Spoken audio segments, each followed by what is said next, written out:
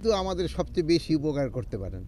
তারা কেন দাবি নিয়ে মানে তারা কিন্তু একটা আলোচনা করতে পারে আমাদের সাথে, অথবা তারা যদি রাস্তা ব্লক না করে সরোয়ার্দী উদ্যানে এসেও তাদের যে ক্ষোভ যেটা আছে বলতে পারে।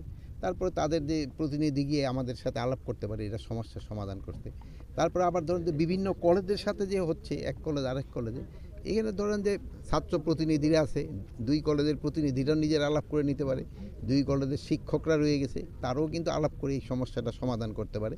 তা আমি আপনাদের কাছে অনুরোধ করব, এরা যেন রাস্তায় না নামে, এইটার জন্য আপনিও তাদের অনুরোধ করবেন।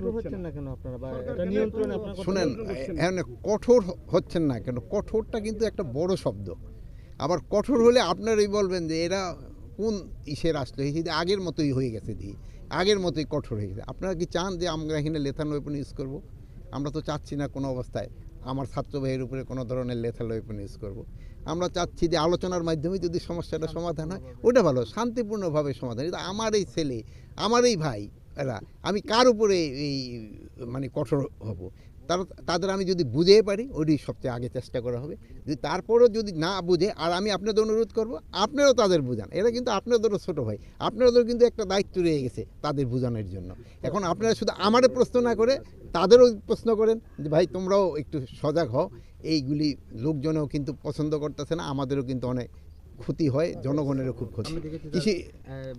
কৃষি পণ্যের দাম বেশি না, আমি হলো কৃষকরা টাকাটা ঠিক মতো পাচ্ছে কিনা ওটা ইনশিওর করতে হবে।